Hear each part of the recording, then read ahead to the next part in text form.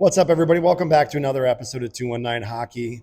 I'm Donnie Walsh. We're back at the Cube, and we have another member of the Purdue Northwest Pride, the captain, Carter Hobbs. Carter, thanks for being here with us. Absolutely. So this one got thrown on you last second. You didn't know you were going to do it. So real quick, give us a little bit backstory on you, where you've played, and how you got here to Purdue. Sure. Okay. So I'm a senior here at Purdue Northwest. Been here last 4 years from Des Moines, Iowa. Grew up there playing whatever youth hockey, and then ventured over to Omaha for a couple years to play some minor hockey there, and then after that went up to Minnesota, play my junior hockey with the Minnesota Blue Hawks, and then right to Purdue from there. So Now, how many years have you been here? Is it my fourth year. That's all? You've been here all 4 years? Yep. Great. So in the last 4 years, because again, for people who don't know, and you should, you guys have been doing a lot of winning. So from your beginning to when you got here till right now, how has it been, and what's the difference, and what's it like? Because you guys have a pretty distinct winning culture here now. Yeah, I'd say, I mean, you're exactly right. Last 4 years have been, pretty much I've been here since the infant stage of this program, you could say, at the D1 level. We had started, kind of with I don't want to say cupcake schedule, but a little bit of that our first year here. Mm-hmm. And every year the schedule's gotten tougher and tougher, and we've continued to win at a decent rate against better competition. So seeing the program grow from, its infant stages to where we are now has been pretty cool. Yeah, I mean, it's been fun to watch for us. Now, you as a captain, and now a senior captain, how does that, with all the winning history you guys have going on, do you feel that like on yourself more than some of the newer guys, like guys who've maybe been here only for a year? Yeah, I'd say a little bit. It's kind of about upholding that culture that we built here, and I want to obviously continue that winning mentality and mindset we've had here the last 4 years. So definitely feel a little bit of the pressure, especially from guys that have moved on, where I want to continue what they left us to, in a sense, and really just want to leave the program better than you found it. It's a great attitude to have, man. So now, what does the rest of your hockey career look like? What do you want it to be? Like, where do you see it going from here? Honestly, I really just want to go back and start working in coaching. Coaching. So you definitely want to take lead into coaching. Definitely. Do you have any background doing that right now? As you already? I do not. No, not besides just the odd helping out with skates here and there every once in a while. But something I'm really looking to get into here right after my career's over.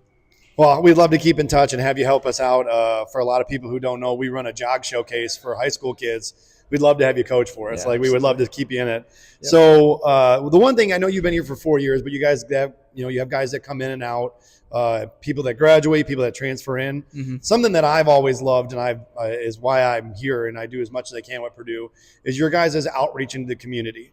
Can you tell me a little bit about your interaction with the outreach to the community, the things that you guys do? Because tonight, Wednesday, you'll be at the Play It Again Sports in town, which is a big event. We're super excited to be a part of it.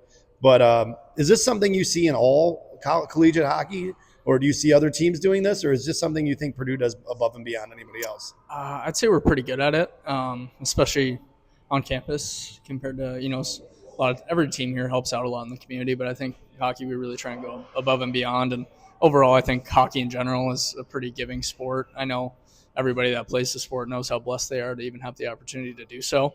I wouldn't be here without so much help from so many people, and it's tough not to try and give back in whatever way you can, even if that's little, helping out. Well, and that's the one thing that I have 100% always pushed, and why we really want to try and get you guys more out in the community and get people to come out and watch the games and make sure you guys get all the appreciation you deserve, because it's exactly how my son started playing hockey. Sure. Purdue Northwest coaches and players took they were really kind to him. They brought him in.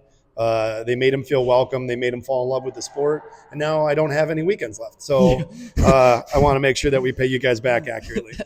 But so as you go into your senior year, are there any games that you circle, that you look at, you go, all right, that's a game I'm going to get up for? That, I mean, obviously get up for every game, but one that sticks out to you, that maybe people that hasn't been played yet, that maybe people should get out and check out. Yeah, right after Thanksgiving, we've got Adrian on the calendar for 2 big games, one home, one away, and Adrian's been the top dog in our conference for the past 4 years plus. I mean, before we even joined our conference. So, I mean, they're one of the top teams in the country every year, and getting the chance to play a team like that and and prove that you're improving is always a great opportunity. So we'll be ready for that one. That's going to be a huge one. Stay tuned to not only Purdue Northwest website and their social media, but also 219 Hockey, where we'll make sure we have all the information on those games. And then we're going to do some giveaways for that game to get everybody out for that one. So now as a senior, when you walk away from Purdue, which I mean, it's weird. You don't know. Maybe you'll play a little bit somewhere. You never know where you go, where you said you might coach. What's the last thing? What's the one thing that you're going to hold on to? You're going to look back and kind of your last couple of games, you look at and make sure you take a good mental snapshot of. What's the one things that you're going to keep in mind?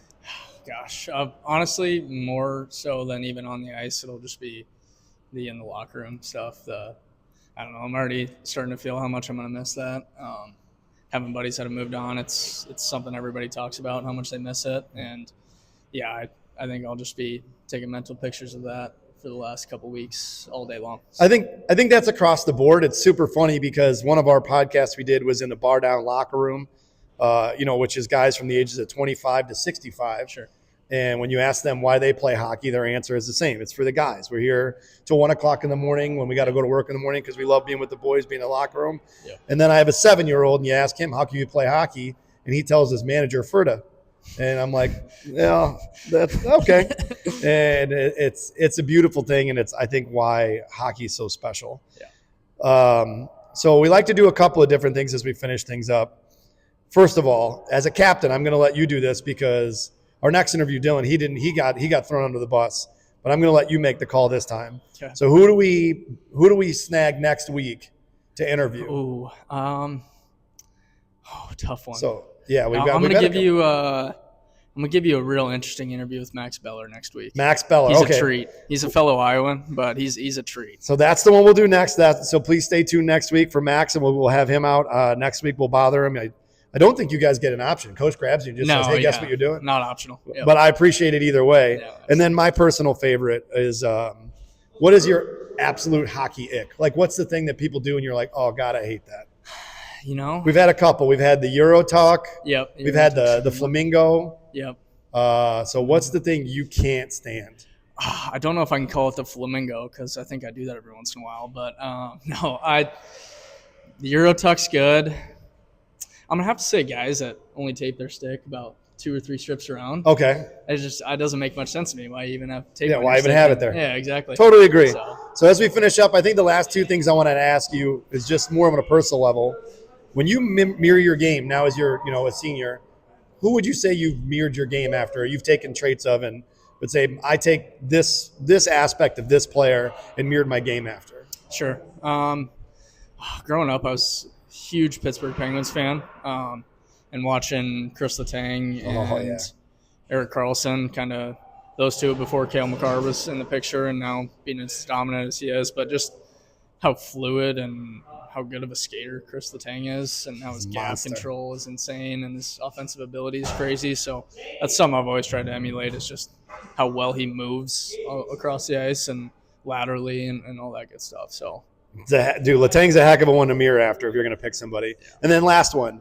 So you're in Indiana now. You're doing all these different things. Do you still have one NHL team that's your team?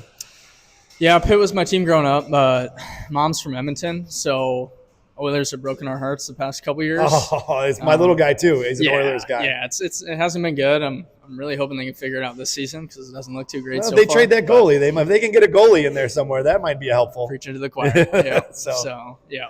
All right. Well, again, man, I can't thank you enough for taking a minute before practice. If you have not yet, please head over to Purdue Northwest's website, their social media, like and follow. Make sure you keep an eye out for all of their schedules. We'll be sharing it on 219 Hockey. And get out to the Cube for a game.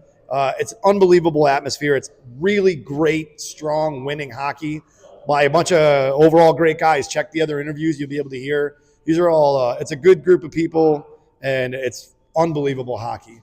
Thank you again, and best of luck for the rest of the season. Thank you. Thanks. Appreciate it.